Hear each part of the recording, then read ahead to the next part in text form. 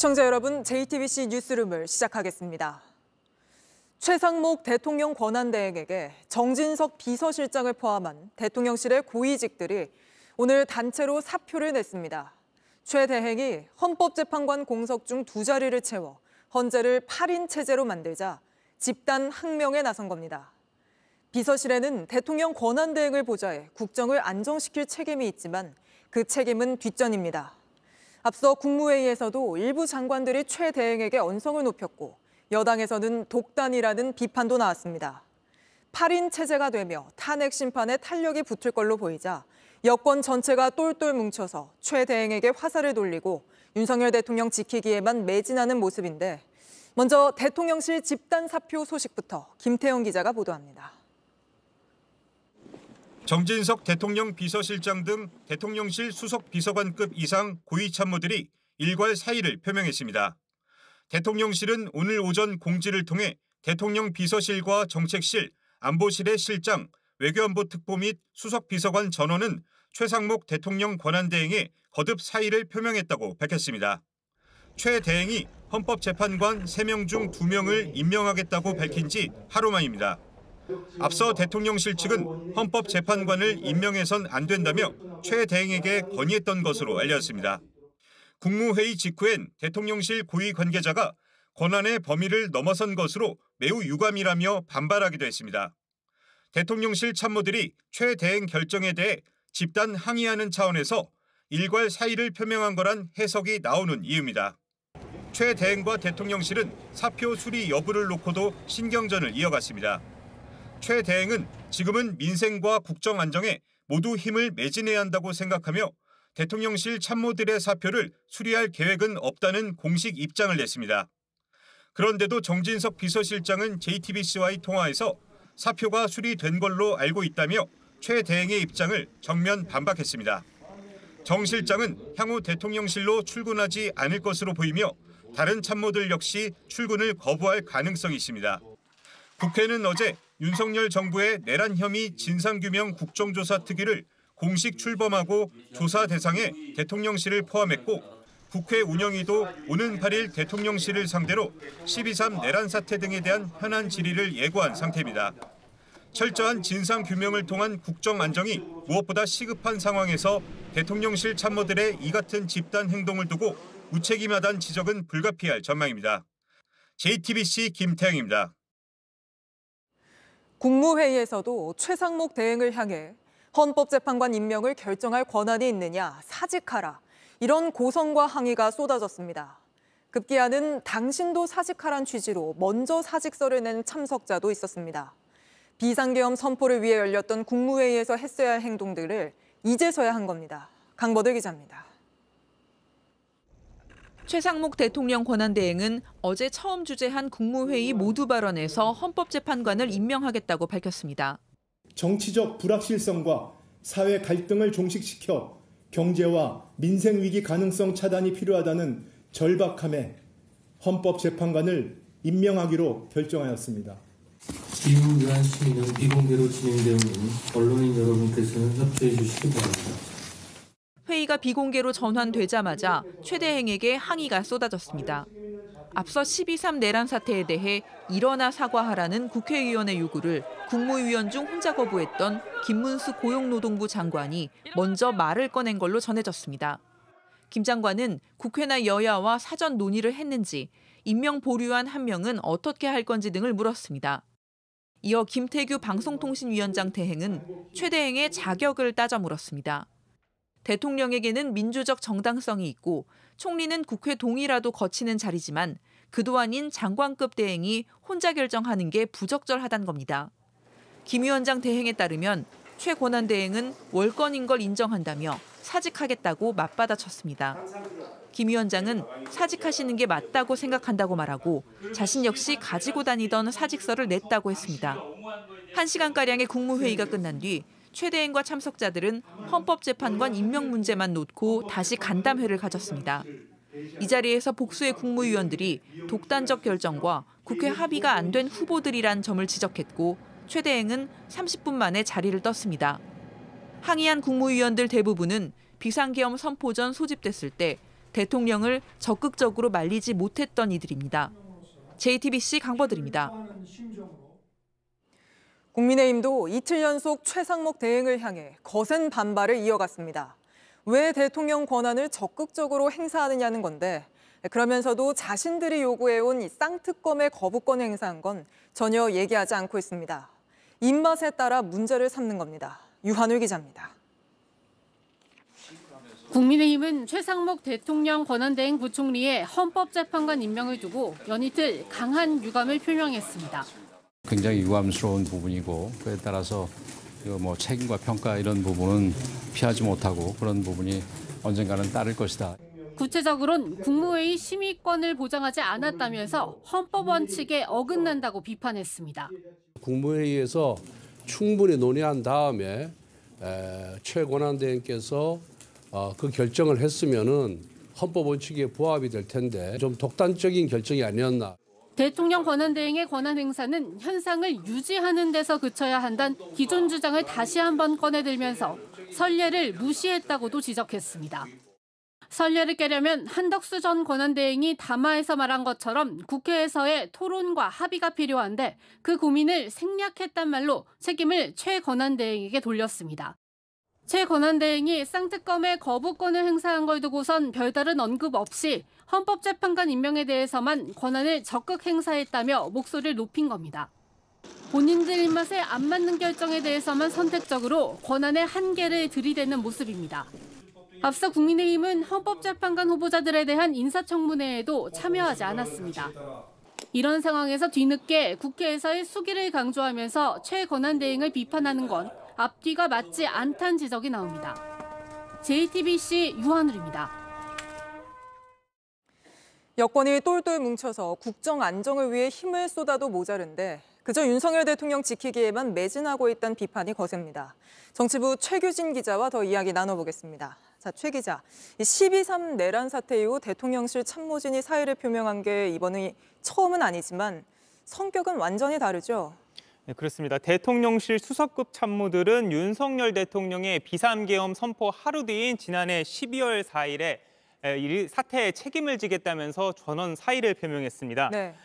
그러다 열흘 뒤에 윤 대통령의 탄핵소추안이 가결되면서 사실상 개점 휴업 상태에 들어갔는데요. 이후 한덕수 총리가 권한대행이 되자 권한대행의 국정수행을 보좌하는 역할을 하겠다라고 밝힌 바가 있습니다. 직접 한번 들어보시죠. 앞으로 대통령 비서실이 대통령 권한대행을 보좌해야 되기 때문에 그런 업무 협조 문제 이런 것들 전반적인 사항에 대해서 그러니까 정진석 비서실장이 말한 대로 대통령실은 대통령직이 국정을 잘 운영할 수 있도록 보좌하는 곳이지 윤석열 대통령 개인을 보좌하는 곳은 아니죠. 네, 맞습니다.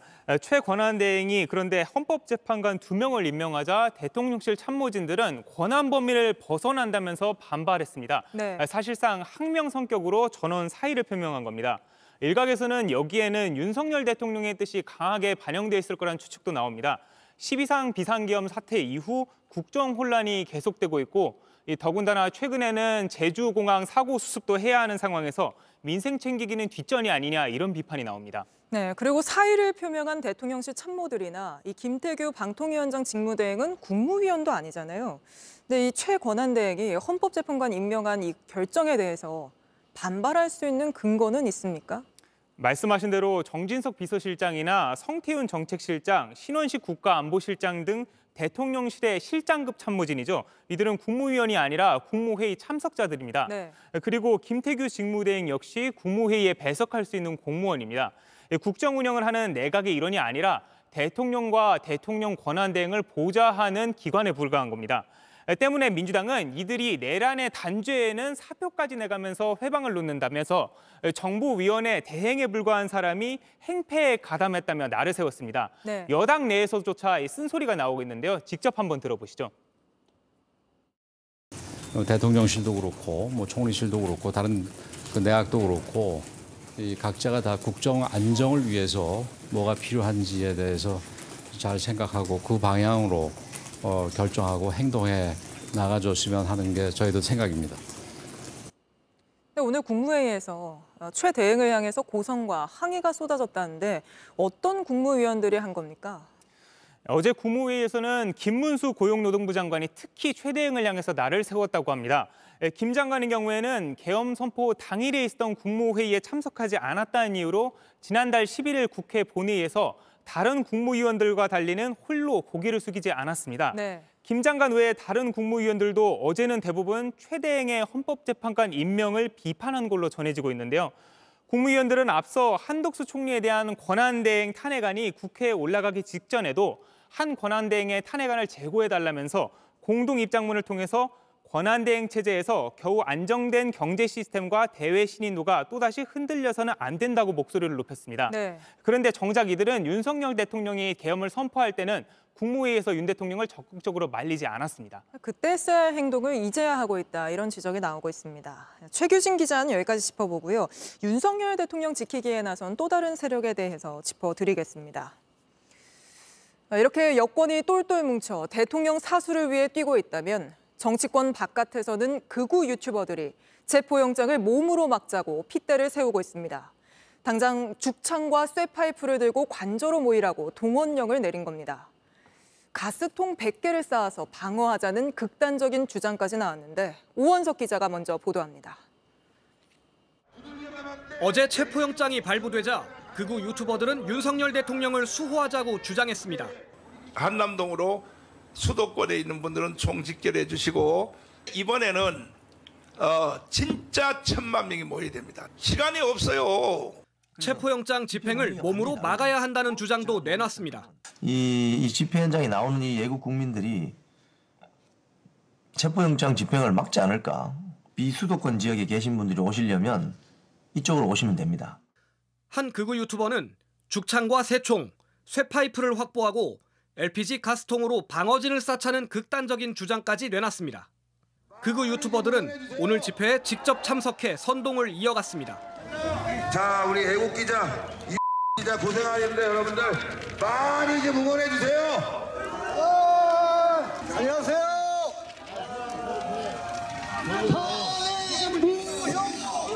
그러면서 민주노총의 맞불 집회가 열리는 오는 금요일 총 집결해야 한다고 주장합니다. 금요일 날 한남동 대통령 사주 앞에서 여러분들하고 함께하도록 하겠습니다. 이들은 체포를 막아야 한다면서 자신들의 행동을 내전이라거나 한남 대첩이라며 정당화하기도 했습니다. 그러나 체포영장 집행을 막는 건 엄연한 불법입니다. 특히 물리력을 행사할 경우 특수 공무방해 혐의로 처벌받을 수 있습니다. JTBC 오원석입니다. 윤석열 대통령은 임기 내내 이런 극우 유튜버들과 가까이 지내며 우대해줬습니다. 심지어는 정부 요직에도 앉혔는데 대표적인 인물이 김채환 전 국가공무원 인재개발원장입니다. 그는 자리에서 물러나자마자 바로 유튜버로 복귀해서 윤석열 대통령을 지키자, 모여야 한다 외치고 있습니다. 최연수 기자입니다. 이제부터 공직자 신분을 벗어나 자유롭게 국민의 한 사람으로서 여러분을 더 자주 만나고 저의 생각을 기탄 없이 말씀드리고자 합니다. I'm back. 지난해 7월 임명된 국가공무원 인재개발원장 자리에서 면직된 날 김채환 전 원장은 바로 유튜버 복귀를 선언했습니다. 과거 중국 공산당이 박근혜 퇴진 시위에 영향력을 행사했다는 등 별 근거 없는 주장을 펴던 극우 유튜버답게 역시나 12.3 내란 사태를 옹호하는 발언을 쏟아냅니다. 민주당의 폭주를 막고 그들의 위헌 행위를 막아서 국가의 기능을 회복시키려 했던 윤 대통령의 노력이 어떻게 내란이 된다는 말입니까? 더불어민주당 의원들을 짐승에 비유하기도 했습니다. 지금 국회를 지배하면서 의회 독재를 이끌고 있는 것이 눈에 보이지 않으십니까? 이들이 인간인지 짐승인지 누가 대답 좀 해주시기 바랍니다. 김건희 여사를 가짜뉴스에서 지켜야 한다고도 주장합니다. 박근혜 대통령을 몰아내기 위해서 갖은 험한 유언비어 마타도어를 지어내던 그 짓을 지금 김건희 여사에게 똑같이 해대고 재직 중 개발한 공식 유튜브 채널에서 디올백 사태는 해프닝에 불과하다고 해 논란을 일으킨 적도 있습니다. 면직 후 일주일 사이 김 전 원장은 벌써 영상 3개를 게시했습니다. 대한민국의 자유와 정의를 지키기 위해 우리 국민 모두가 깨어나서 감시하고 항의하고 외치며 부르짖어야 한다고 생각합니다. 어제는 대통령에 대한 체포영장 발부는 잘못이라며 모여서 항의해야 한다고 주장했습니다. JTBC 최윤수입니다. 이런 극우 유튜버들의 선동에 대통령 관저 앞은 폭력적인 말과 행동이 난무합니다. 차마 그대로 옮기기 어려운 과격한 말이 쏟아졌고 취재진은 물론 경찰까지 밀치며 윤 대통령을 체포하러 온 차인지 시민들이 타고 있던 차를 멈춰 세우며 검문 검색까지 하고 있습니다. 이은진 기자입니다.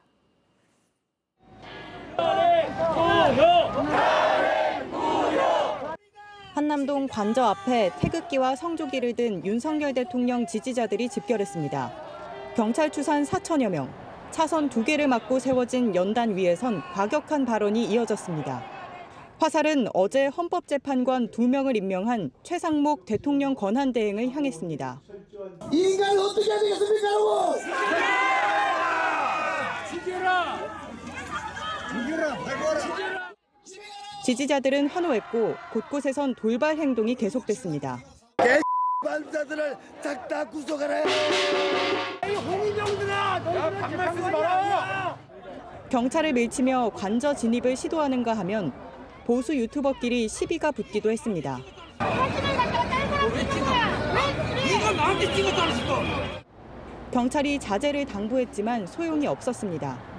폴리스라인이 설치된 공간에서 질서 있게 집회 및 행사 등을 진행해 주시기 바랍니다. 그리고 도로 쪽으로 나오는 행위는 위험한 행위입니다. 도로 건너편, 탄핵 찬성 측 집회를 찾아와 성조기를 흔들며 소리를 지릅니다. 이 지지자들 어제도 대통령 체포를 반대한다며 시민들이 타고 있던 차를 멈춰 세우고 경찰을 밀쳤습니다. 보수 단체들은 헌법재판소에서 대통령 탄핵 여부가 결정될 때까지 매일 관저 앞에 모이자고 주장했습니다. 경찰은 시위가 과격해질 가능성에 대비해 저지선을 추가로 설치했습니다. JTBC 이은진입니다. 보신 것처럼 공수처장이 체포영장 집행을 강조한 오늘 태극기와 성조기를 든 지지자들이 관저로 모여들었습니다. 지금 상황은 어떤지 바로 현장으로 가보겠습니다. 자, 김지훈 기자. 뒤로 태극기가 보이는데 해가 졌는데도 아직 집회를 이어가고 있군요. 네, 맞습니다. 제 뒤로 빨간 경광봉과 태극기가 보이실 텐데요. 윤 대통령의 체포영장 발포 이틀 차인 오늘도 지지자들이 관저 앞에서 집회를 이어갔습니다. 동틀 무렵부터 지지자들이 모이기 시작했는데요.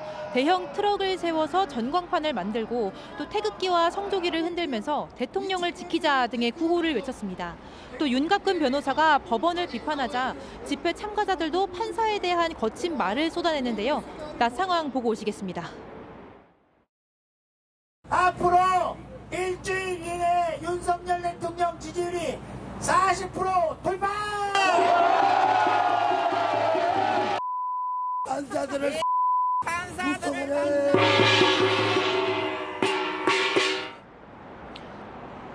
또 윤석열 대통령의 대변인을 자처했던 석동현 변호사도 조금 전에 단상 위에 올라서 여론전을 펼치면 이길 수 있다. 체포영장은 불법 무효다. 이렇게 주장했습니다. 네, 석동현 변호사까지 갔군요. 체포를 찬성하는 쪽과 어제처럼 충돌이 있진 않았습니까? 네, 육교 하나를 사이에 두고 체포를 찬성하는 쪽 집회 참가자들과 고성이 오가긴 했지만 물리적 충돌로 이어지지는 않았습니다. 다만 앞선 저희 보도로 보셨듯이 육교 위에서 일부 취재진들을 둘러싸고 몸으로 밀치고 또 욕을 하자 경찰이 막아서기도 했습니다.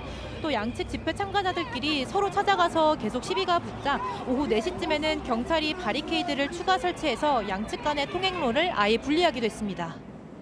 네, 김 기자, 마지막으로 체포영장을 집행하려는 수사기관의 움직임은 없습니까? 네, 저희가 아침부터 관저 입구를 계속 살폈는데요. 압수수색이나 체포를 하려는 수사기관의 차량은 보이지 않았습니다. 다만 인파가 몰려들면서 관저 입구 쪽에는 바리케이드와 함께 버스 여러 대가 차벽을 만들면서 경계가 계속 강화되고 있습니다. 또 입구 맞은편에도 기존의 버스들이 줄지어서 차벽을 세웠습니다. 대통령을 체포할 때까지 관저 앞에 텐트를 치겠다 이렇게 예고한 단체도 있는 만큼 당분간 이 관저 앞에서의 긴장 상황은 계속될 것으로 보입니다.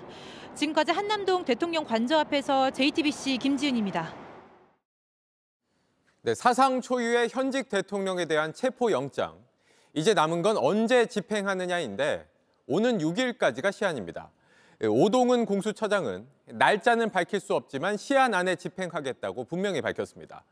체포영장에 반발하는 윤 대통령 측엔 법원이 이미 논란을 끝냈다고 못 박았습니다. 먼저 최승기 기자입니다. 새해 첫 출근길, 오동은 공수처장은 윤석열 대통령에 대한 체포영장을 기한 내에 집행하겠다는 의지를 분명히 했습니다. 체포영장의 유효기한은 오는 6일까지입니다. 지금 그런 부분은 특별히 공개할 수는 없고 기한 내에 집행하도록 하겠습니다. 사상 초유의 현직 대통령에 대한 체포영장 집행인데다 그간 대통령 경호처가 경찰의 압수수색을 거부해온 만큼 지지자들의 반발, 물리적 충돌 가능성 등 다양한 상황을 고려해 공수처는 신중을 기하고 있습니다. 오 처장은 원칙은 강조하면서도 대통령에 대한 예우는 갖추겠다면서 협조를 요청했습니다. 엄정한 법 집행은 하되 또 예의는 지킬 것이니 우리 공수처의 소환에 응하기를 바라는 마음입니다. 체포 이후 구속 수사 방침에 대해선 공수처와 경찰로 이뤄진 공조본이 절차에 맞춰 결정할 것이라고 했습니다. 체포 이후 48시간만 신병 확보가 가능하며 구속 수사를 이어가려면 영장을 청구해야 합니다. 공수처가 내란에 대한 수사권이 없어 체포영장도 무효라는 윤 대통령 측의 반발에 대해선 이미 끝난 논의라고 강조했습니다. 수사권에 대한 논의는 법원의 그러한 결정으로 종식되었다라고 저는 인식하고 있습니다. 윤 대통령 측이 체포영장에 대해 헌법재판소에 권한쟁의 심판 청구와 가처분 신청을 한 것에 대해서도 적법하지 않다고 했습니다. 그런 부분은 적법한 권리구제 절차가 아니라고 알고 있습니다. JTBC 최승기입니다. 네, 문제는 체포영장을 집행하는 과정에서 대통령 경호처가 막아설 경우 물리적 충돌도 벌어질 수 있다는 겁니다. 공수처는 경호처가 나선다면 특수공무방해죄이고 바리케이트를 치고 철문을 잠그는 것도 모두 처벌 대상이라고 경고했습니다. 송승환 기자입니다. 오동은 고위공직자 범죄수사처장은 대통령실 경호처에 어제 경고 공문을 보냈다고 말했습니다. 이미 그 공문을 보냈습니다. 직권남용 권리행사 방해죄, 특수공무집행 방해죄로 의율할 수 있음을 엄히 경고하였습니다. 경호처가 관저문을 열지 않는 것부터 공무방해죄가 될 수 있다고 설명했습니다. 바리케이드, 그다음에 철문 등을 잠그고 우리 체포영장 집행에 응하지 않는 것 자체가 공무집행 방해라고 인식하고 있습니다. 형법 144조 특수공무방해죄는 단체 또는 여러 사람이 모여 위력을 보이거나 위험한 물건을 휴대해 공무원의 직무를 방해하면 가중처벌하도록 규정합니다. 오 처장은 경호처가 반발할 경우에 대비해 사전 준비를 하고 있다고 말했습니다. 공수처는 영장이 발부된 후 기동대 투입 등을 경찰과 논의 중이라고 밝힌 바 있습니다. 아직 공수처와 경호처 간 영장 집행에 관한 협조 요청은 없다고도 했습니다. 법원이 발부한 영장 집행은 협의 대상이 아니며 이는 처벌 대상이라는 걸 강조하고 있는 겁니다. 관저 앞에 모인 윤 대통령 지지자들 때문에 영장 집행이 어려울 수 있는 상황 역시 고려하고 있다고 밝혔습니다. 집회도 있는 것으로 알고 있습니다. 너무 지나친 환호와 또 너무 지나친 반대가 있지 않기를 바랍니다. 그런 사태에 대비해서 경찰과 경찰 인력을 동원하기 위해서 협조를 받고 있습니다. 오 처장은 공수처 수사팀에게도 법 절차를 어기는 행위가 일어나지 않도록 특별히 당부했다고 했습니다. JTBC 송승환입니다. 네, 그럼 지금 이 시각 체포영장 집행을 준비하고 있는 공수처로 가보겠습니다. 대통령 관저는 군사상 비밀 장소라는 게 경호처의 방어 논리인데 법원이 발부한 체포영장에는 이 논리를 깰 수 있는 내용도 담겼다고 합니다. 취재 기자 연결하겠습니다. 조혜연 기자, 이 공수처가 발부받은 체포영장에 정확하게 어떤 내용이 담겨 있는 겁니까? 네, 윤 대통령에 대한 체포와 수색 영장에는 형사소송법 110조와 111조의 적용을 예외로 한다. 이런 문구가 담겨 있는 것으로 알려졌습니다. 이 조항들은 군사상 또 공무상 비밀을 요하는 장소는 책임자의 승낙 없이 압수수색할 수 없다는 내용을 담고 있는데요. 그동안 경호처는 이걸 토대로 관저나 대통령실에 대한 압수수색을 막아왔습니다. 하지만 이 조항이 적용되지 않는다면 관저에 대한 진입과 또 수색을 막아설 명분이 없어지는 겁니다. 네, 이미 날이 어두워진 상태인데 오늘 집행은 없는 겁니까? 네, 일단 오늘은 아닌 것으로 파악이 됐습니다. 사상 초유의 현직 대통령에 대한 체포영장 집행인 만큼 좀 신중하게 검토를 하고 있는 것으로 보입니다.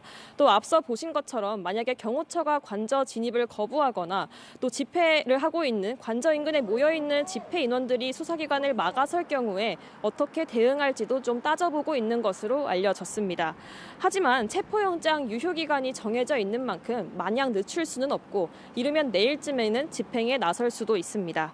공수처는 경찰과 논의해서 기동대를 투입하는 방안도 검토하고 있습니다.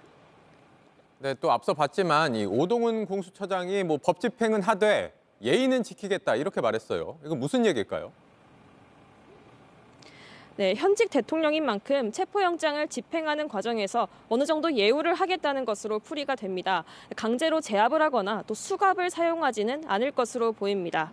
네, 체포하면 이곳 공수처로 이송해서 조사를 하게 될 텐데요. 만약 체포가 밤 늦게 이루어진다면 일단 서울구치소에 수감을 한 다음에 다음 날 조사를 할 수도 있습니다. 네, 조사 후에는 구속영장을 청구할 가능성이 큽니다. 만약 체포영장 유효기간인 오는 6일까지도 집행이 이뤄지지 않는다면 수사기관은 법원에서부터 다시 영장을 발부받아서 또 재차 체포를 시도할 것으로 보입니다. 네, 지금까지 공수처에서 JTBC 조혜연입니다. 윤 대통령에 대한 체포영장이 집행될 경우 경찰이 경찰을 막아서는 상황도 벌어질 수 있습니다. 윤 대통령 경호에 경찰 경호부대가 동원됐고 윤 대통령 체포에는 경찰 기동대 투입이 검토되고 있기 때문입니다. 김한수 기자입니다. 101 경비단과 202 경비단은 대통령 경호처와 함께 대통령 경호를 맡는 경찰 경호부대입니다. 공수처를 비롯한 공조본이 윤 대통령을 체포하러 갔을 때 관저 외곽을 경호하는 202 경비단과 처음 맞닥뜨릴 수 있습니다. 대통령 경호처는 두 경비단에 대한 직접적인 지휘권은 없습니다. 관련법상 경호처장이 서울경찰청장과 협의하여 경호 인력을 조정할 수 있다고만 되어 있기 때문입니다. 대통령 경호처가 대통령 체포를 막으라고 경찰 경비단에게 지시할 권한도 없고 경비단이 따를 의무도 없는 겁니다. 경찰 관계자는 101과 202 경비단은 서울경찰청장 지휘 감독을 받는 엄연한 경찰 조직이라고 했습니다. 또 다른 경찰 관계자는 두 경비단 경찰들이 같은 경찰의 영장 집행을 막아설 수 있겠느냐고 했습니다. 전문가들도 같은 의견을 내놨습니다. 서울경찰서 소속이니까 지휘권은 그쪽에 있는 거죠. 협조를 해야 되는 거니까. 협조는 자발적으로 해주는 거지 강제성이 있는 건 아니거든요. 자칫 경호처와 함께 체포영장 집행을 막았다간 형사처벌을 받을 수도 있습니다. 공조본의 영장 집행을 방해하면 그 자체가 또 같이 집단으로 방해하면 특수공무집행 방해가 되니까. 경호처가 경찰에 영장 집행을 막아달라고 협조 요청을 할 경우 서울경찰청장 대행과 두 경비단장이 판단하게 됩니다. 황세영 101 경비단장은 윤 대통령과 김용현 전 장관과 같은 충암고 출신입니다. JTBC 김한수입니다.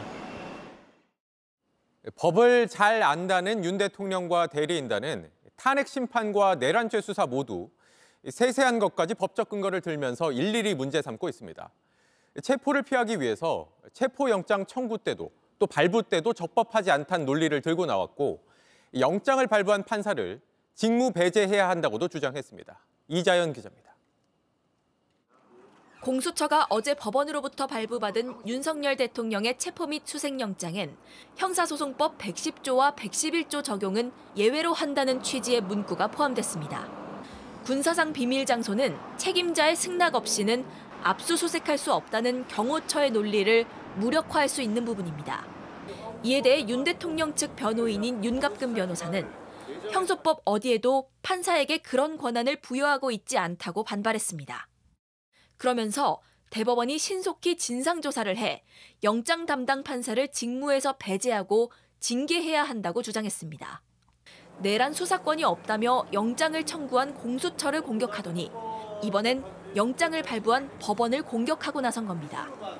윤 대통령 측은 헌법재판소의 탄핵 관련 서류를 받지 않으면서 헌재의 절차 과정을 문제 삼기도 했습니다. 각 규정을 아무리 검토해봐도 지금의 송달이 적법하게 됐다고 해석할 여지가 전혀 없습니다. 최종적인 결정기구를 연이어 공격하고 있는 겁니다. 일단 법조계에선 영장이 발부된 이상 집행이 이루어져야 한다는 의견이 우세합니다. 영장이 위법하다고 생각되면 준항고 절차를 밟거나 본재판에서 따져야 합니다. 하지만 수사를 하고 있는 기관과 법적 판단을 내린 법원 그 자체를 공격하며 여론전을 펼치고 있습니다. JTBC 이자연입니다. 네, 보신 것처럼 윤 대통령 측은 헌법재판소부터 수사기관, 또 법원까지 법적 근거를 내세우면서 모두 문제 삼고 있습니다. 이런 식으로 탄핵 심판은 버티고 수사는 피하면서 대통령이야말로 법 위에 서려 한다는 지적이 나오고 있는데 취재 기자와 좀 더 따져보겠습니다. 박병현 기자가 나와 있습니다. 자, 박 기자, 윤 대통령 측이 체포영장을 발부한 판사에 대해서 직무에서 배제해라, 또 징계해라 이렇게 대법원에 요구를 했어요. 이렇게까지 대응하는 경우가 있습니까? 예, 그 윤 대통령 측 변호인은 처음엔 공수처의 수사권이 없다고 했다. 그 다음엔 법원의 관할권이 없다. 이제는 판사의 권한까지 문제 삼고 있습니다. 네. 우리나라 사법체계에선 법원이 영장을 발부하면 일단 집행을 하는 게 원칙입니다. 당장 집행을 피할 방법이 없으니 각종 절차와 권한을 문제 삼으며 여론전을 하고 있는 겁니다. 네. 이게 문제가 있다고 생각이 하면 준항고를 하든 또 본안 재판에 가서 이를 두고 다투면 됩니다. 이 법원은 경험이 풍부한 부장 판사급으로 영장 전담 판사를 따로 두고 있습니다. 이 영장 발부가 헌법에 보장된 신체의 자유를 막는 만큼 영장만을 전담으로 하는 판사를 통해 권위 있는 결정을 내리기 위해 만든 제도라고 볼 수 있습니다. 네. 이런 사법 시스템을 무시하고 윤 대통령 측 헌법재판소에 가처분 신청을 내는 식으로 이렇게 무시하는 대응을 하고 있는 겁니다. 탄핵 심판 전엔 헌재의 자격을 문제 삼고 내란 수사에선 수사권을 지적하더니 이번엔 대법원까지 징계를 요구하며 거론하고 있는 겁니다. 네. 사실 윤 대통령 측 논리라면 지금 헌법재판소, 법원, 지금 수사기관까지 모두 문제라는 건데 반면에 공수처는 일단 적법 절차라는 걸 여러 차례 강조를 하고 있어요. 예, 윤 대통령 측에 빌미를 주지 않기 위해서입니다. 이 물리적 충돌에 대해서 여러 차례 강조한 것도 이 때문입니다. 체포영장 집행 과정에서 자칫 충돌이 벌어지면 영장 자체가 불법이라 주장하는 대통령 측에 집행을 막을 명분을 줄 수가 있습니다. 네. 그래서 충돌이 벌어져도 수사 인력이 조금이라도 그런 원인을 제공해서는 안 된다는 점을 강조했습니다. 공수처장은 엄정한 법 집행을 하되 예의를 지킬 것이라고 말한 이유입니다. 네.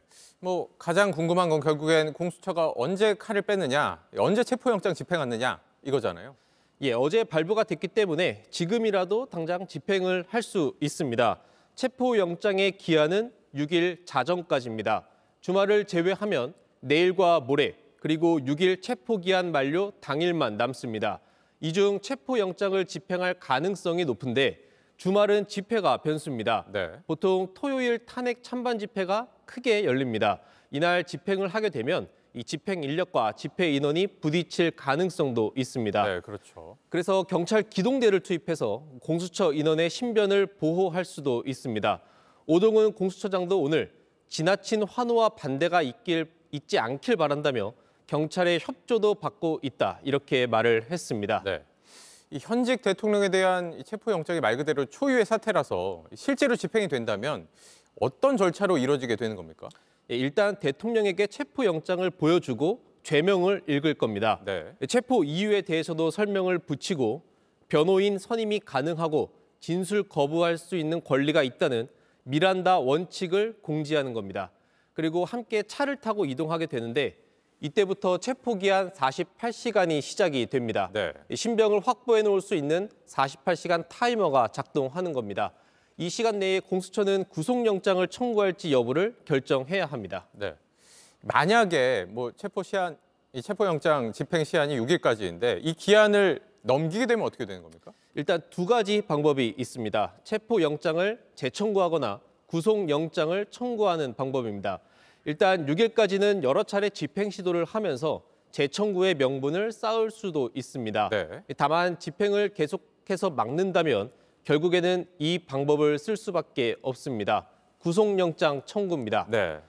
하지만 공수처 입장에서도 대통령의 조사가 이루어지지는 않은 만큼 이 구속영장 청구가 부담일 수 있는데 결국 최고의 법률 전문가라는 검찰총장 출신의 대통령이 이 사실을 모를 리가 없습니다. 결국 노골적인 지연 전략을 쓰고 있다는 비판 피할 수 없습니다. 네, 알겠습니다. 여기까지 듣겠습니다. 박병현 기자였습니다. 탄핵 심판이 우선이라며 수사를 거부하고 있는 윤석열 대통령이 체포돼 조사를 받는다면 탄핵 심판에도 속도가 붙을 걸로 보입니다.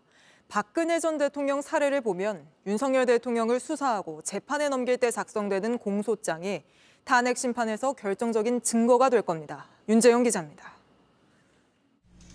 윤석열 대통령 측은 탄핵 심판 첫 변론 준비 기일에 출석했을 때 탄핵 소추가 언론 보도를 참고해 구체적인 증거 없이 이루어졌다고 주장했습니다. 소추 사유라고 해서 주장만 돼 있지 대부분의 언론 보도를 가지고 주장 참고 자료로 낸 상태입니다. 쟁점이라고 하는 것도 구체적인 증거가 뒷받침이 안 돼서.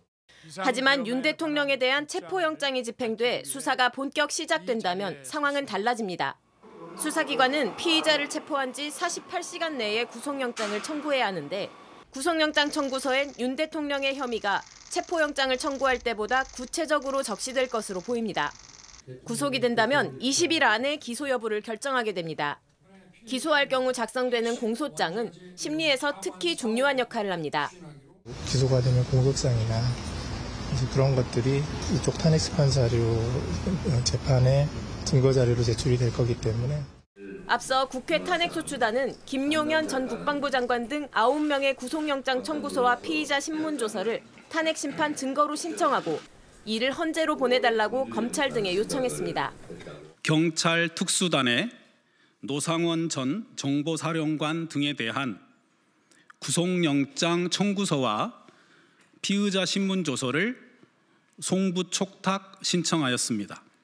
이런 상황에서 당사자인 윤 대통령의 공소장은 훨씬 더 명확한 증거 능력을 가집니다. 박근혜 전 대통령의 탄핵 심판 때도 최성원 씨와 당사자인 박 전 대통령의 공소장은 탄핵의 핵심 증거가 됐습니다. JTBC 윤재영입니다. 앞서 전해드린 대로 최상목 대행은 헌법재판관 빈자리 3개 중 2자리만 채웠습니다. 국회 청문회 문턱을 넘고도 마은혁 후보자 1명에 대해선 여야가 다시 임명에 합의해달라고 공을 국회로 넘긴 건데 오늘 여야 기류를 저희가 취재해보니 마 후보자까지 임명돼 헌재가 9인 완전체가 되기는 쉽지 않아 보입니다. 유선희 기자입니다. 최상목 대통령 권한대행은 마은혁 헌법재판관 후보자의 임명의 책임을 다시 국회로 넘겼습니다. 나머지 한 분은 여야의 합의가 확인되는 대로 임명하겠습니다. 하지만 국민의힘은 협상에 나설 마음이 없다고 했습니다. 야당과 좀 협의하실 생각이 있으실까요? 지금으로선 갖고 있지 않고. 지금으로선 이란 단서를 달았지만 협의에 나설 가능성은 크지 않습니다. 독단적인 결정이 아니었나 거기에 대해서도 강한 유감을 표명합니다. 애초 2명을 임명한 것도 문제라는 입장이기 때문입니다. 민주당도 협상 가능성은 거의 없다고 봤습니다. 그 가능성은 제로라고 보세요? 제로라고 봅니다. 그리고 지금까지 국민의힘의 모든 행태를 보면 비상계엄에 대한 것도 인정하지 않고 탄핵에 반대를 하지 않았습니까? 이렇게 여야의 입장이 다를 때 적극적으로 중재에 나서온 우원식 국회의장도 이번엔 단호합니다. 국회의장실은 헌법재판관 후보자 추천은 모두 여야 합의에 따른 것이라면서 최 권한대행의 판단에 심각한 유감을 표한다고 밝혔습니다. 필요한 조치를 하겠다고도 했습니다. 최 권한대행의 선별적 임명에 대한 권한쟁의 심판 청구까지 검토하겠다는 것으로 해석됩니다. 때문에 마 후보자의 임명, 이를 통한 헌법재판관 9명 구성에는 적지 않은 시간이 걸릴 것으로 보입니다. JTBC 유선입니다. 하지만 8인 재판관 체제로 가더라도 앞으로 진행될 대통령 탄핵 심판의 정당성에는 아무 문제가 없다는 게 중론입니다. 우리 헌정사에서 대통령이 탄핵된 유일한 사례, 박근혜 전 대통령 탄핵 당시 헌재가 바로 8인 체제였기 때문입니다. 다만 4월에 재판관 8명 중 2명이 퇴임할 예정인 만큼 헌재가 심판 결과를 서둘러 낼 거란 관측이 나옵니다. 김혜리 기자입니다. 윤석열 대통령 측은 헌재의 탄핵 심판 절차가 시작되자 재판관 숫자부터 파고들었습니다. 지금 6인 체제의 불완전한 합의체입니다. 9명 완전체가 아닌 재판관 6명만으로 탄핵 심판을 진행하는 건 문제가 있다는 겁니다. 헌재는 재판관 6명이 심리 자체는 할 수 있다는 입장이지만 결정까지 내릴 수 있는지는 확정하지 못했습니다. 탄핵 심판에서는 6명 이상의 찬성이 있을 때 파면을 결정할 수 있는 만큼 이론적으로는 결정이 가능하지만 정당성 문제가 불거질 수 있기 때문입니다. 하지만 최상목 대통령 권한대행이 정계선 조한창 재판관을 새로 임명하면서 재판관 8인 체제가 만들어졌습니다.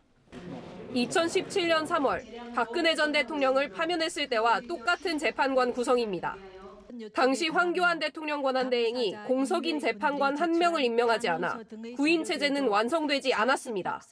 박 전 대통령 측은 공정하게 재판받을 권리를 침해당했다고 주장했지만 헌재는 받아들이지 않았습니다.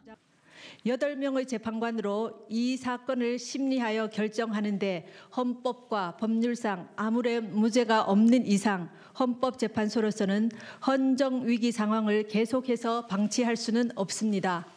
다만 오는 4월 18일엔 재판관 2명이 퇴임해 다시 6인 체제가 됩니다. 정당성 논란을 피하기 위해서라도 헌재가 그전에는 윤 대통령에 대한 탄핵 심판 결과를 내놓을 거란 분석이 나옵니다. JTBC 김혜리입니다.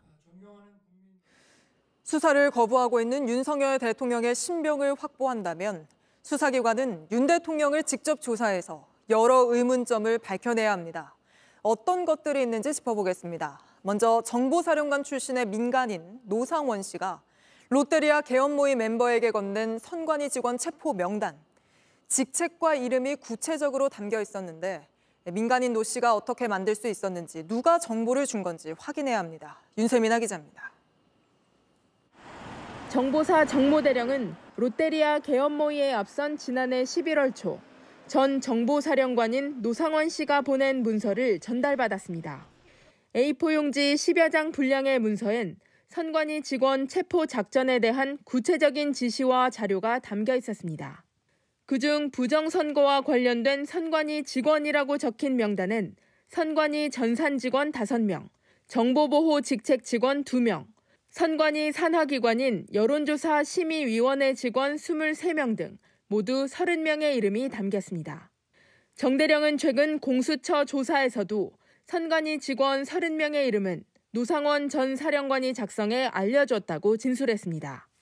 그런데 노 씨가 외부에 공개되지도 않은 선관위 개별 직원들의 직책과 이름을 어떻게 확보할 수 있었는지는 아직 드러나지 않았습니다. 실제 선관위 홈페이지를 살펴보니 과장급 이상 간부 외에 실무 직원들의 이름은 공개되어 있지 않습니다.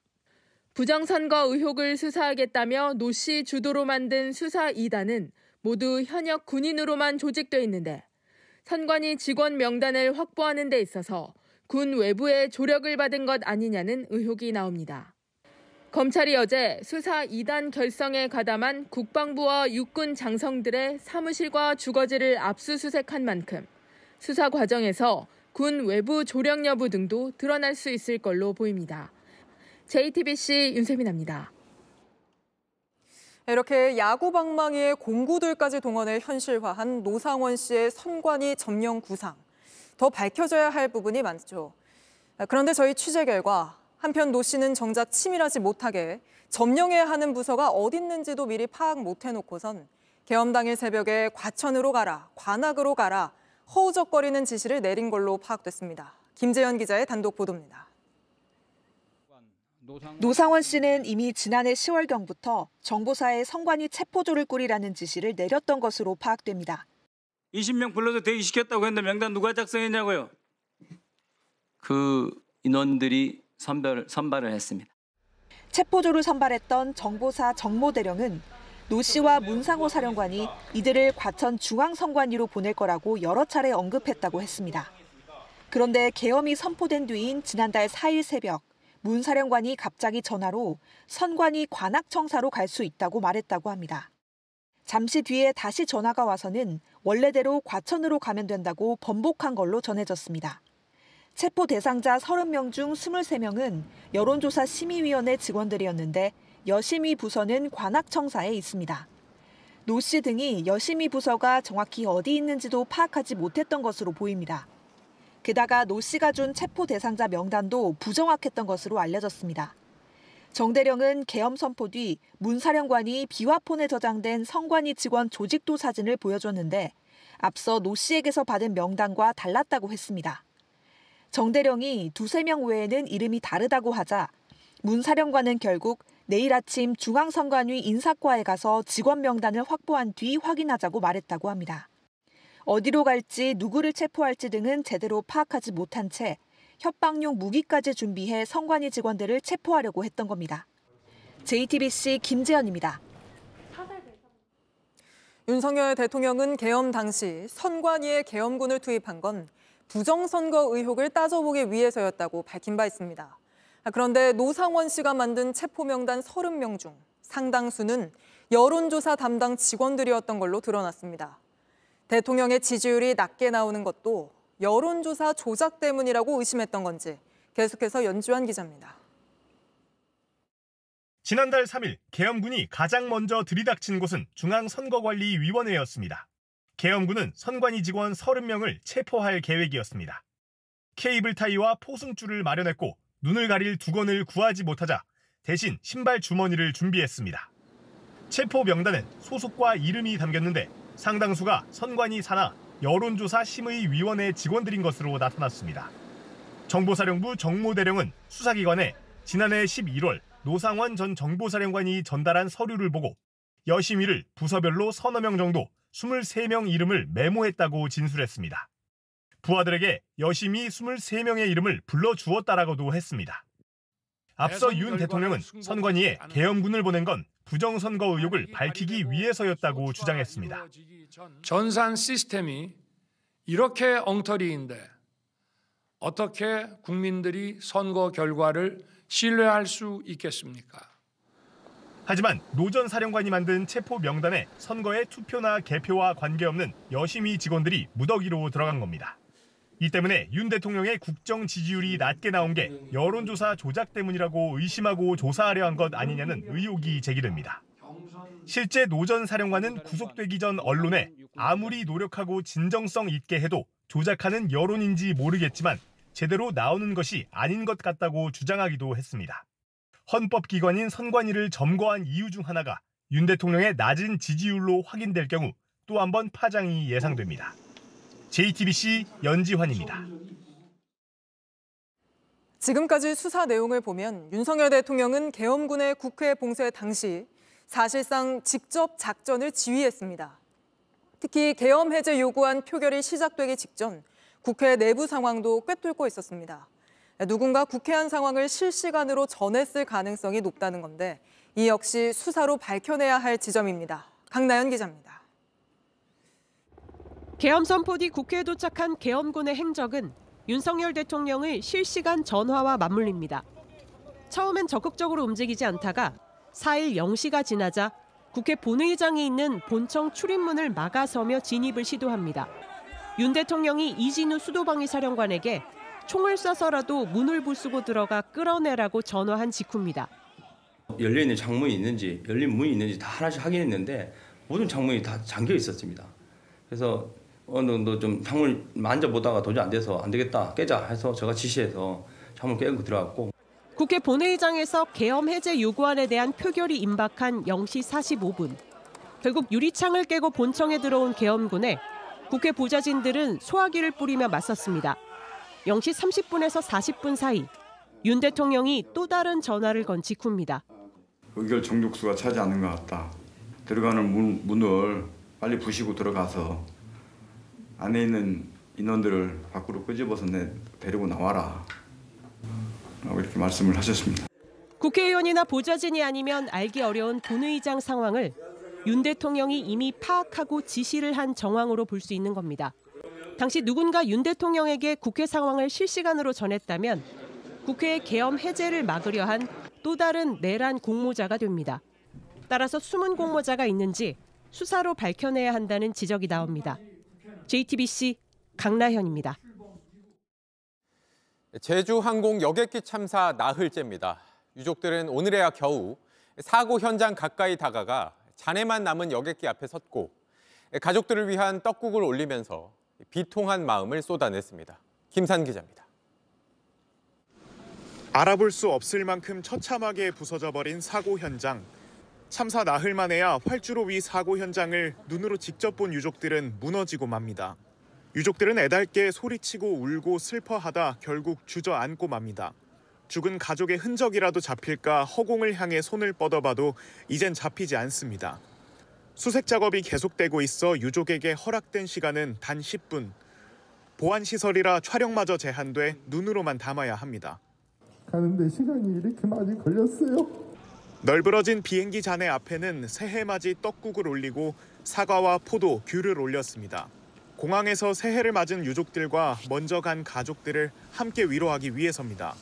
도촐한 제사상 앞에서 유족들은 저마다의 방식으로 절하고 기도하고 성호를 그었습니다. 오늘 아침 사망자 179명의 신원이 모두 확인됐지만 장례를 시작한 건 10명 정도입니다. 훼손된 시신이라도 더 찾으려는 수색 작업이 계속 진행 중이기 때문입니다. 나는 우리 누나 손가락이라도 맞추고 싶어. 지금 트라우마 걸려도 상관없어요. 바로 좀 빨리 좀 부탁드릴게요. 지금 당장. 경찰과 국토부는 이르면 이번 주 금요일까지 모든 유족이 DNA 검사 결과를 받고 시신 인도 여부를 결정할 계획이라고 밝혔습니다. JTBC 김산입니다.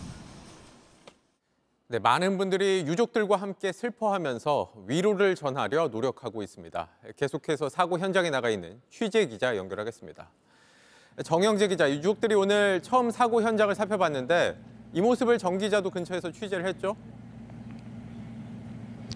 네, 저희 취재진은 활주로 안까지 들어갈 수는 없었고 제가 서 있는 이 위치에서 지켜봤습니다.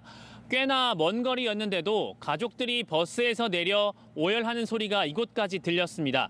오빠가 미안하다, 엄마 아빠 사랑해요라고 외치는 유족들도 있었습니다. 멀리서 지켜보는데도 흐느끼면서 몸을 가누지 못하는 모습이 보일 정도였습니다. 네, 분향소에는 많은 추모객들이 몰리면서 긴 줄이 만들어졌다죠?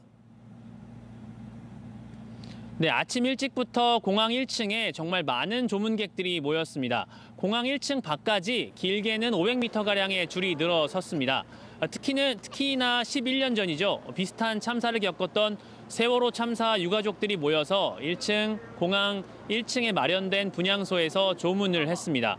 정말 많은 조문객들이 몰리면서 한때 무안군에서 안전에 유의해달라는 안전 문자를 보내기도 했고요. 근처에 다른 분향소로 가서 조문을 해달라 이렇게 안내하는 일도 벌어졌습니다. 오늘 오전 분향소를 찾은 시민들의 이야기 한번 들어보겠습니다. 한마음이잖아요. 뭐 주위에도 아시는 분들, 지인분도 계시고 가신 분들 중에. 저의 가족분들이나 아는 지인분들은 아니지만 그래도 내 가족 같은 마음으로 한번 찾아뵙고 싶어서 오게 됐습니다. 네, 공항에는 희생자들을 추모하는 쪽지들이 계속해서 붙고 있다죠? 네, 조문객과 유가족들은 공항 2층으로 올라가는 계단 난간 쪽에 손으로 꾹꾹 눌러 쓴 쪽지들을 붙여놨습니다. 제가 이 쪽지들의 메시지를 하나하나 읽어봤는데요. 어린아이가 삐뚤빼뚤 적어가며 내려갔던 글씨와 그림들이 있었고 또 떠난 엄마에게 내 꿈에 나타나달라. 다음 생에에도 내 엄마가 되어달라. 이렇게 적힌 유가족들의 편지를 볼 수가 있었습니다. 오늘 공항을 찾았던 조문객과 유가족들은 이 쪽지들을 보면서 눈물을 훔치기도 했습니다. 지금까지 제주항공 여객기 참사 현장에서 JTBC 정영재입니다. 참사 원인은 여러 가지를 따져봐야겠지만 활주로 끝단쪽에 있던 콘크리트 둔덕이 피해를 키웠다는 분석이 많습니다. 특히 국토교통부는 스스로 정한 규정을 위반했다는 지적을 받고 있는데 여기에 제대로 답변을 못하고 있습니다. 정아람 기자입니다. 오늘 국토부 브리핑에서도 사고를 키운 원인으로 꼽히는 콘크리트 둔덕에 대한 질문이 이어졌습니다. 당초 문제가 없다던 국토부는 규정 위반 논란이 커지자 입장을 바꿨지만 이틀째 뚜렷한 답은 내놓지 못했습니다. 아이카오 규정이라든지 다른 나라 다른 국가들의 그 규정을 종합적으로 검토하고 있습니다. 또 전문가들도 한번 의견 수렴을 해가지고 이거 종합적으로 한번 빠른 시일 내에 다시 말씀드리겠습니다. 2006년 공사 막바지 단계에선 콘크리트 둔덕이 없었다는 어제 JTBC 보도에 대해선 안전상 보강이 필요해 2023년 상판을 덮는 식으로 개량했다고 설명했습니다. 개량 공사할 때 또 추가됐던 부분은 전체를 콘크리트 덮은 것이 아니고 위에 상부를 콘크리트로 이렇게 상판을 덮는다고 하죠. 그렇게. 하지만 전문가들은 이 콘크리트 상판이 피해를 키운 결정적 원인인 만큼 설치 경위 등 조사가 필요하다고 지적합니다. 흙은 보니까 뒤쪽으로 구조가 손상됐는데 콘크리트 상판은 거의 그대로 있거든요. 기체가 그 충격량을 다 받았다고 보이기 때문에 거의 건물에 들이받은 수준이다.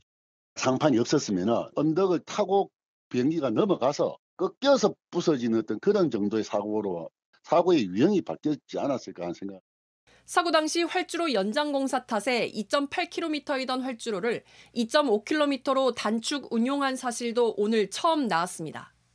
한편 국토부는 블랙박스 중 하나인 비행기록 장치를 미국으로 보내기로 했습니다.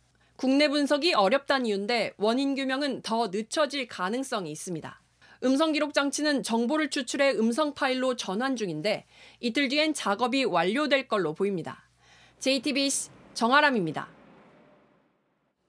사고 여객기는 마지막 4분 동안 어떻게 착륙해야 할지 절박하게 방법을 찾았던 걸로 보입니다.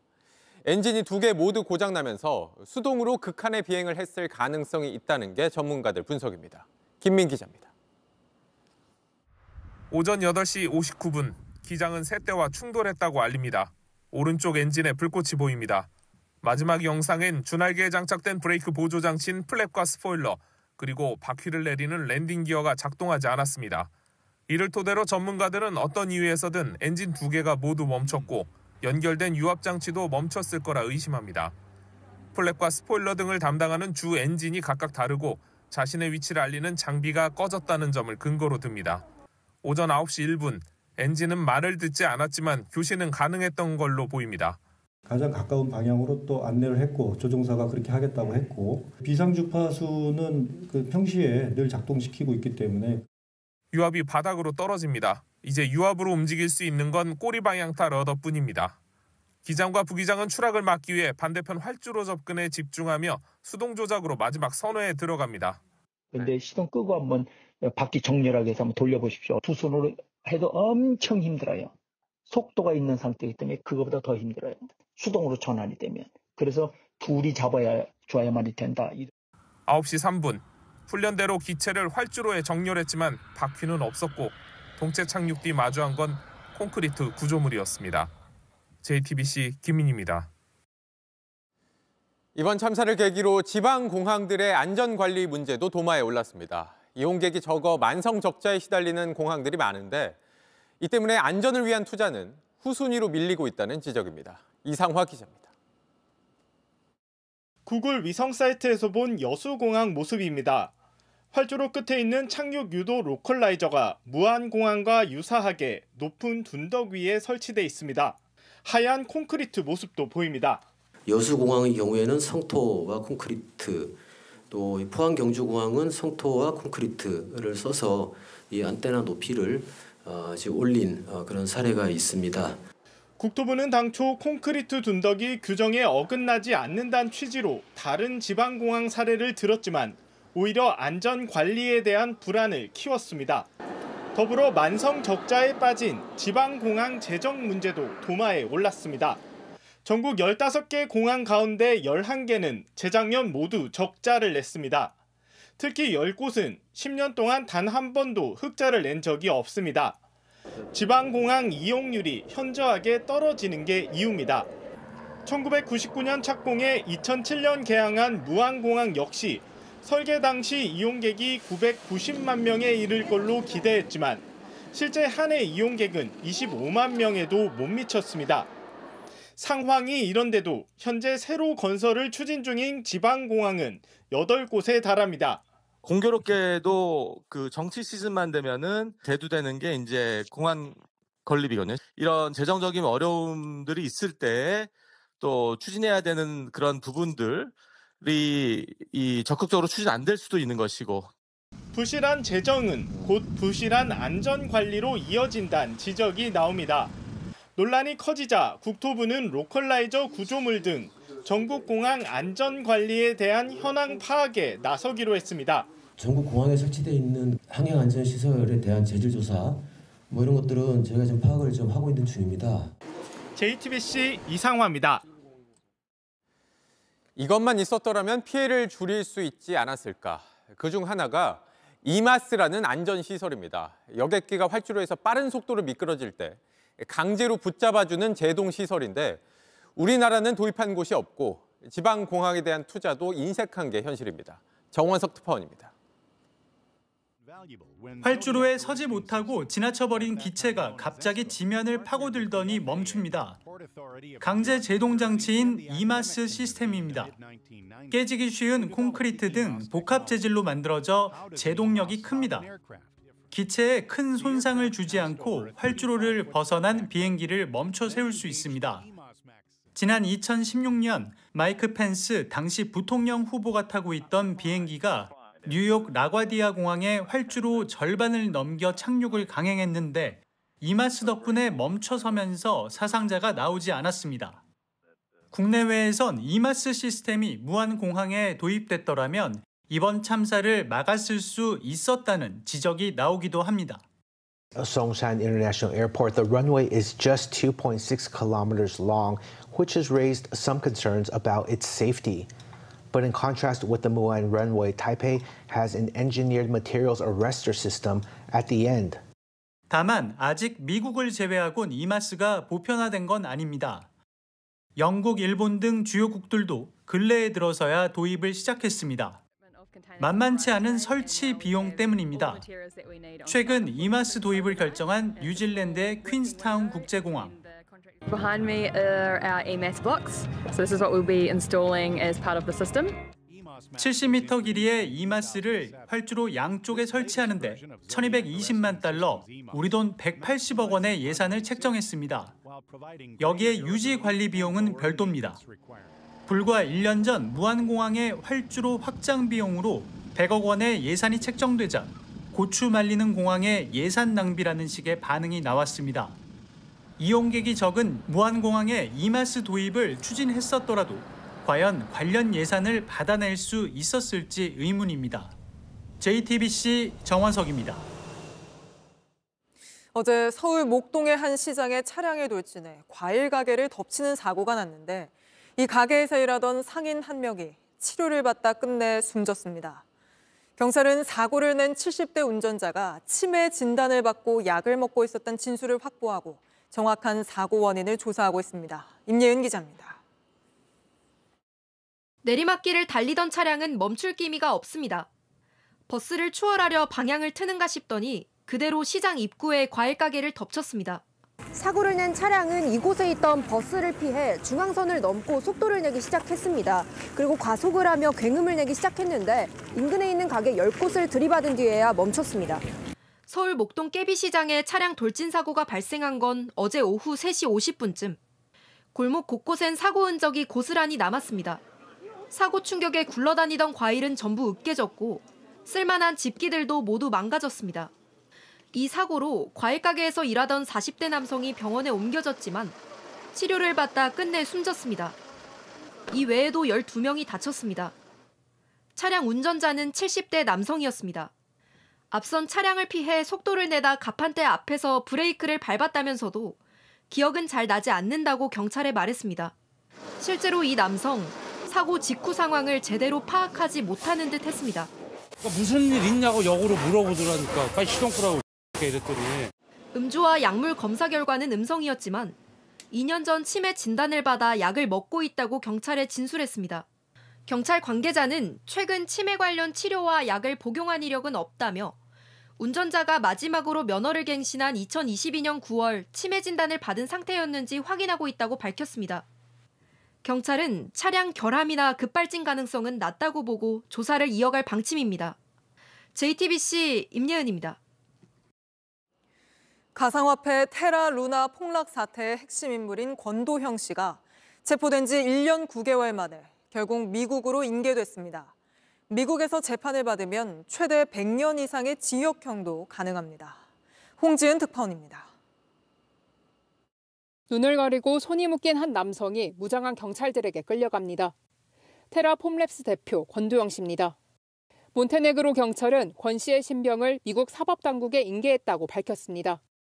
체포된 지 1년 9개월 만입니다. 테라 루나 폭락 사태 직전 한국을 떠난 권 씨는 해외에서 도피 생활을 하다 2023년 3월 몬테네그로 공항에서 체포됐습니다. 이후 미국행을 피하려고 안간힘을 써왔지만 결국 실패했습니다. 우리나라에서 경제사범 최고 형량은 40여 년이지만 미국은 최대 100년 이상 징역형까지 가능하기 때문입니다.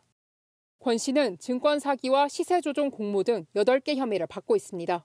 You can sort of think about it as a stability counterpart to Terra USD. And the price of Luna changes, but the price of Terra does not? Yes. 이제 권 씨는 뉴욕 법정에 서게 됐습니다. 앞서 이곳에서 가상화폐 거래소 FTX 파산 사건을 일으킨 샘 뱅크먼 프리드는 25년 징역형과 16조 원 재산 몰수를 선고받았습니다. 우리 법무부는 미국 측과 긴밀히 협력해 권 씨가 양국에서 상응하는 처벌을 받도록 하겠다고 밝혔습니다. 2022년 테라루나 폭락 사태로 인한 전 세계 투자자들의 피해액은 50조 원 이상으로 추정됩니다. 로스앤젤레스에서 JTBC 홍지은입니다. 드라마 오징어 게임 2번째 시즌이 공개되자마자 넷플릭스 기록들을 갈아치우고 있습니다. 첫 시즌 때와 마찬가지로 드라마에 등장한 공기놀이, 제기차기를 따라하는 게 전 세계 유행처럼 번지고 있습니다. 백민경 기자입니다. 공깃돌을 던지고 받는 우리에겐 익숙한 공기놀이. 넷플릭스 드라마 오징어 게임 시즌 2에 나오는 민속놀이 중 하나입니다. 영국 주간지 라디오 타임스는 공기놀이가 서구권 시청자에겐 가장 혼란스러울 수 있는 게임이라고 소개했습니다. 난생 처음 보는 이 놀이를 따라하는 외국 팬들도 생겼습니다. 공깃돌을 3D 프린터로 직접 만드는가 하면 대신 조약돌을 던져도 봅니다. 자신이 익힌 놀이 규칙을 알려주기도 합니다. Now the final round, what you do with the ganjas is you throw them up and then you catch them on the back of your hand and then you go and then catch them in this hand. 역시 드라마 속에 등장한 제기차기와 딱지치기도 인기입니다. Duxie is not an easy game, but no one managed to win. 오징어 게임 시즌 2는 공개 첫 주 기준으로 넷플릭스에서 가장 많이 본 콘텐츠에 올랐습니다. 전 세계에서 5억 시간가량 시청한 걸로 집계돼 같은 기간 기준으로는 전작인 시즌 1의 기록도 깼습니다. 작품 자체에 대한 평가는 엇갈리고 있지만 우리의 민속놀이를 전 세계에 알리는 기회가 되고 있습니다. JTBC 백민경입니다. 올해부터 육아휴직을 하면 최대 월 250만 원을 받을 수 있습니다. 군 복무 중인 병장 월급은 150만 원으로 오릅니다. 새해 달라지는 제도들 박상욱 기자가 정리했습니다. 해마다 낮아지는 출산율. 2018년 처음으로 합계 출산율이 한 명 미만으로 줄어든 이후 2023년 기준 0.72명까지 떨어졌습니다. 정부는 저출생 대책의 일환으로 새해부터 육아휴직급여를 월 최대 250만 원으로 높입니다. 기존보다 100만 원 늘어난 겁니다. 또 육아휴직급여의 25%를 다달이 떼어냈다가 복직 후에 줬었는데 오늘부턴 휴직기간 전액을 받을 수 있습니다. 기존 열흘이던 배우자의 출산 휴가도 20일로 늘고 육아기 근로시간 단축 대상 자녀의 연령도 만 8세에서 12세, 초등학교 6학년까지로 확대됩니다. 달라지는 건 또 있습니다. 병사 월급이 인상됨에 따라 이병은 월 75만 원, 병장은 150만 원을 받게 되고 저녁 때 목돈 마련을 지원해주는 정부 지원금은 기존 40만 원에서 55만 원으로 늘어납니다. 전기차 보조금도 추가 혜택이 주어집니다. 청년이 생애 처음으로 전기차를 구매하면 국비 지원 보조금 20%를, 다자녀 가구는 자녀 수에 따라 100에서 300만 원을 추가로 지원받습니다. 최저임금 만원 시대도 시작됐습니다. 지난해 시급 9,860원이었던 최저임금은 새해부터 1,030원으로 인상됩니다. 주 40시간 근무 기준 월급으로는 209만 6,270원입니다. 재취업하려는 퇴직 중장년이 일 경험을 원하는 경우 1에서 3개월간 직무 교육 등을 받을 수 있고 참여 수당으로 월 최대 150만 원을 지원받을 수 있습니다. JTBC 박상규입니다. 네, 전 세계 곳곳에서 저마다의 모습으로 2025년 새로운 한 해를 맞이했습니다. 아픔도 상처도 많았던 지난해를 보내고 한마음으로 평화를 바라는 모습이었는데 지구촌 새해 풍경을 이도성 특파원이 모았습니다. 화면 속 숫자가 점점 줄어들고 대형 철교 위로 불꽃이 솟아오릅니다. 조금 일찍 새해를 맞는 남태평양의 호주와 뉴질랜드를 시작으로 전 세계 밤하늘이 물들었습니다. 세계에서 가장 높은 마천루 부르즈 칼리파에선 화려한 조명이 쏟아졌고 그리스 고대 신전 위엔 드론들이 불빛을 뿜으며 날았습니다. 새로운 순간을 몸으로 느끼며 새해를 맞이하는 각오도 다졌습니다. Ich möchte auf jeden Fall gesund bleiben. Ich möchte weniger arbeiten und noch mehr Yoga machen, weil mir gerade mein Rücken wehtut. เหมือนกันเลยค่ะคือดูแลเรื่องสุขภาพมากขึ้นก็คือไปด้วยกันเลยก็ไปออกกำลังกายมากขึ้นอะไรที่ไม่เคยเล่นก็คือฝึกเล่นมากขึ้นค่ะ 힘차게 떠오르는 신년 첫 해를 마주하기 위해 일출 명소를 찾았고 각자의 소원도 되새기며 새해 첫날을 보냈습니다. 去年はすごいいろいろ悲しいニュースとかやっぱ多かったんで、今年はそういうのがないみんなが明るくニコニコして過ごせるような一年になってもらいたいなって思います。 각국 정상들은 저마다 다른 입장에서 신년사를 내놨습니다. 묵은 해를 떠나보냈지만 여전히 세계 곳곳에선 비극이 이어지고 있습니다. 총성이 멈추지 않는 우크라이나도 전쟁이 그치지 않는 가자 지구에서도 눈물 속에 새해를 맞았습니다. أمنيتي في الحياة في العام الجديد هذا يعودوا العمال قطاع غزة عشان الناس تقدر تعيش في دورها لأنه في ناس فيش عايشة بصراحة فيش بيوت كل البيوت راحت كل البيوت انهدمت بشكل عام في غزة في رفح في الشرقية في كل مكان. 상처로 얼룩진 2024년을 보내고 평화가 내려앉을 2025년을 모두가 기대하고 있습니다. 중국 베이징에서 JTBC 이도성입니다.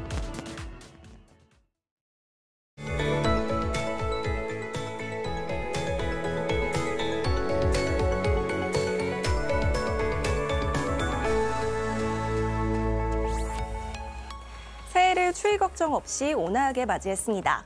오늘 아침 강릉 경포해변의 모습인데요. 붉게 떠오른 태양이 2025년의 첫 아침을 밝혔습니다. 새해 첫 주에도 한파 수준의 추위는 없겠습니다. 다만 오늘만큼 포근하진 않겠고요.